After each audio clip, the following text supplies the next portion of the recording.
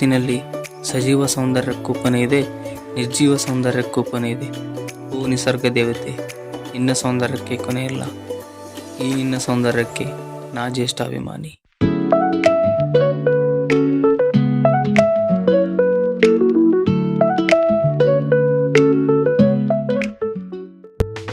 ಇದೇನ್ ಗುರು, ಬೆಳಗ್ಗೆನೆ ಯಾರೋ ಸಾಯೋದಕ್ಕೆ ಬಂದ್ಬಿಟ್ರ? Hello sir, hello sir.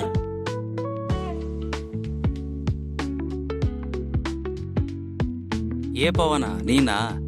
ನಾನ್ಯಾರೋ ಬೆಳಗ್ಗೆ ಸಾಯೋದಕ್ಕೆ ಬಂದಾರಲ್ಲ ಅನ್ಕೊಂಡ್ಬಿಟ್ಟಿದ್ದೆ. ಹೌದು, ಬೆಂಗಳೂರಿಂದ ಯಾವಾಗ ಬಂದೆ? ನಿನ್ನೆ ಬಂದೆ ಮಗ. ಏನು ಆರಾಮಿದೆಯಾ? ನಾನಾ? ಜಾಲಿ, ಫುಲ್ಲು ಜಾಲಿ. ಏನೋ ಮಗ, ಇದ್ದಕ್ಕಿದ್ದಂಗೆ ಬಂದ್ಬಿಟ್ಟಿದ್ಯಾ? ಒಂದು ಫೋನ್ ಇಲ್ಲ, ಒಂದು ಮೆಸೇಜ್ ಇಲ್ಲ. ಏನಿಲ್ಲ ಮಗ, ಒಂದು ಪ್ರಾಜೆಕ್ಟ್ ಇತ್ತು, ಅದಕ್ಕೆ ಬಂದಿದ್ದೆ. ಹೌದಾ? ಏನದು ಪ್ರಾಜೆಕ್ಟ್? ಪಕ್ಷಿಗಳ ಬಗ್ಗೆ ಅಧ್ಯಯನ ಮಾಡೋದು. ಪಕ್ಷಿಗಳ ಬಗ್ಗೆ ಅಧ್ಯಯನ? ಓ, ನನಗೆ ಇವಾಗ ಅರ್ಥ ಆಯ್ತು. ಅದಕ್ಕೆ ನೀನು ಈ ಬ್ರಿಡ್ಜ್ ಮೇಲೆ ನಿಂತ್ಕೊಂಡು ಪಕ್ಷಿಗಳು ಬರೋದನ್ನ ಕಾಯ್ತಾ ಇದೆಯಾ? ಹೌದು, ಆದರೆ ಇಲ್ಲಿ ಯಾವ ಪಕ್ಷಿನೂ ಕಾಣಿಸ್ತಾನೆ ಇಲ್ಲ. ಮಗ, ಇಲ್ಲಿ ಬೇಡ, ನಾನೊಂದು ಜಾಗಕ್ಕೆ ಕರ್ಕೊಂಡು ಹೋಗ್ತೀನಿ ಬಾ.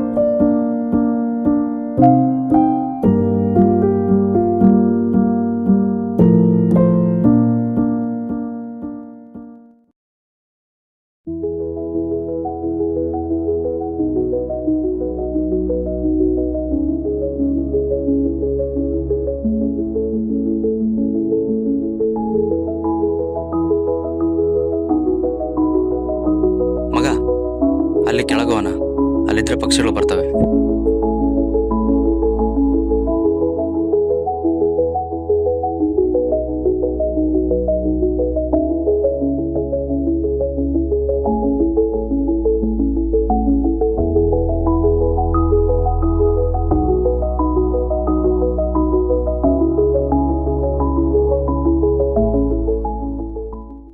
ಪವನ್, ಇಲ್ಲಿ ಯಾಕೋ ಯಾವ ಪಕ್ಷಿಗಳು ಕಾಣಿಸ್ತಾ ಇಲ್ಲ. ಒಂದು ಕೆಲಸ ಮಾಡೋಣ, ನಮ್ಮ ಫ್ರೆಂಡ್ಸ್ ಇಬ್ಬರು ಅಲ್ಲಿ ಒಂದು ಸಣ್ಣ ತೋಟದಲ್ಲಿ ಕೆಲಸ ಮಾಡ್ತಾರೆ, ಅಲ್ಲಿಗೆ ಹೋಗೋಣ.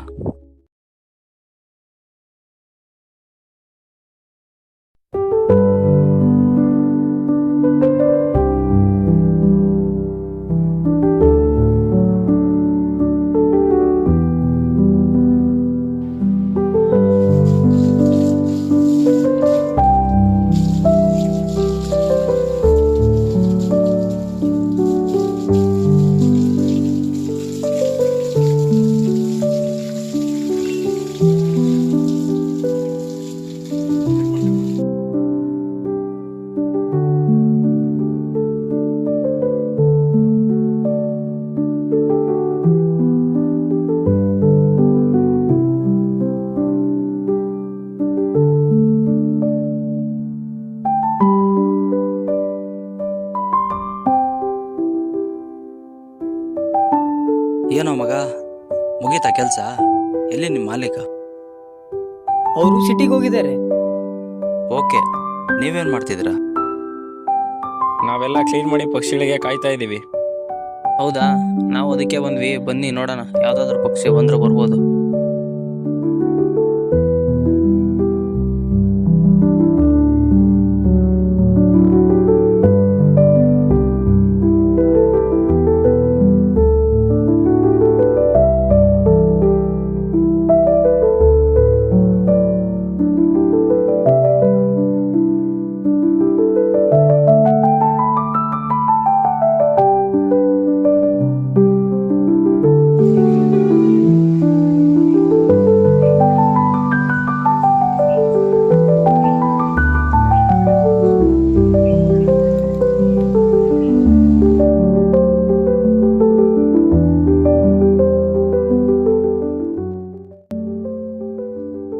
ಮಗ, ನಂಗೆ ಈ ಕ್ಲಾರಿಟಿ ಸಿಕ್ತು. ಬೆಂಗಳೂರಲ್ಲಿ ಅಷ್ಟೇ ಪಕ್ಷಿಗಳು ಕಡಿಮೆ ಆಗಿವೆ ಅನ್ಕೊಂಡಿದ್ದೆ, ಆದ್ರೆ ಹಳ್ಳಿಗಳಲ್ಲೂ ಪಕ್ಷಿ ಸಂಕುಲ ಸಂಪೂರ್ಣವಾಗಿ ನಾಶವಾಗಿದೆ.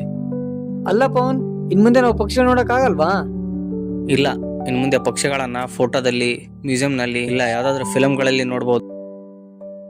ಅಲ್ಲ ಪವನ್, ಪಕ್ಷಿಗಳ ಜೀವ ಸಂಕುಲ ನಾಶ ಆಗೋಕೆ ಕಾರಣ ಯಾರು? ನಾವೇ ಅಂದ್ರೆ ಮನುಷ್ಯ. ಆಧುನೀಕರಣ ಎಂದು ಮಾಡುತ್ತಿರುವ ಹೊಸ ಹೊಸ ಸಂಶೋಧನೆಗಳಿಂದ ಮನುಷ್ಯ ತನ್ನ ಸ್ವಾರ್ಥಕ್ಕಾಗಿ ಅರಣ್ಯ ನಾಶ ಮಾಡಿ ಅನೇಕ ನಗರಗಳನ್ನು ನಿರ್ಮಿಸಿದ. ನಗರಗಳಲ್ಲಿ ಕೈಗಾರಿಕೆಗಳನ್ನು ನಿರ್ಮಿಸಿದ. ಇದರಿಂದ ವಾಯು ಮಾಲಿನ್ಯ, ಜಲ ಮಾಲಿನ್ಯ, ಶಬ್ದ ಮಾಲಿನ್ಯ, ಹೀಗೆ ಪರಿಸರ ಮಾಲಿನ್ಯವಾಗಿ ಇವುಗಳು ಪಕ್ಷಿ ಸಂಕುಲನದ ಮೇಲೆ ಹೆಚ್ಚು ಪರಿಣಾಮ ಬೀರಿತು. ಹಾಗೂ ಟೆಲಿಕಮ್ಯುನಿಕೇಷನ್ಗಾಗಿ ನಿರ್ಮಿಸಿಕೊಂಡ ನೆಟ್ವರ್ಕ್ಗಳು, ಇವುಗಳ ತರಂಗಗಳು ಹೆಚ್ಚು ಪಕ್ಷಿ ನಾಶಕ್ಕೆ ಕಾರಣವಾಯಿತು. ಹೀಗೆ ಅನೇಕ ಕಾರಣಗಳಿಂದ ಪಕ್ಷಿಗಳು, ಪ್ರಾಣಿಗಳು ಮತ್ತು ಪರಿಸರ ಮನುಷ್ಯನಿಂದ ನಾಶವಾಯಿತು. ಇದಕ್ಕೆ ಇವಾಗ ಪರಿಹಾರ ಏನೂ ಇಲ್ಲ ಮಗ. ಪಕ್ಷಿ ಸಂಕುಲ ಅಂತೂ ಸಂಪೂರ್ಣವಾಗಿ ನಾಶವಾಗಿದೆ. ಇನ್ನು ಅಳಿವಿನಂಚಿನಲ್ಲಿರುವ ಪ್ರಾಣಿಗಳನ್ನ ನಾವು ಸಂರಕ್ಷಣೆ ಮಾಡಬೇಕು. ಇದು ಸರ್ಕಾರ, ಅರಣ್ಯ ಇಲಾಖೆ ಮತ್ತು ಪ್ರತಿಯೊಬ್ಬ ನಾಗರಿಕನ ಜವಾಬ್ದಾರಿ. ಸರಿ ಮಗ, ಇನ್ ಮುಂದೆ ನಾವೆಲ್ಲರೂ ಜೀವಗಳ ಸಂರಕ್ಷಣೆಗೆ ಮುಂದಾಗಬೇಕು. ಪರಿಸರ ಸಂರಕ್ಷಣೆ ನಾವು ಹಕ್ಕಿಗಳ ಪರಿಸರವನ್ನ ನಾಶ ಮಾಡಿ ಅವುಗಳು ಬದುಕುವ ಹಕ್ಕನ್ನ ಕಸಿದುಕೊಂಡರೆ ಅವಕ್ಕೆ ನಮ್ಮಂತೆ ಮಾತಾಡಲು ಬರುವುದಿಲ್ಲ.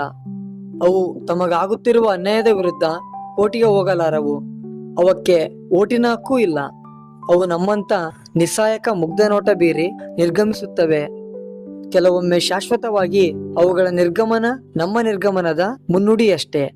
ಏಕೆಂದರೆ ಅವು ಬದುಕಲಾರದ ಪರಿಸರದಲ್ಲಿ ನಾವು ಬದುಕಲಾಗುವುದಿಲ್ಲ. ಪೂರ್ಣಚಂದ್ರ ತೇಜಸ್ವಿ.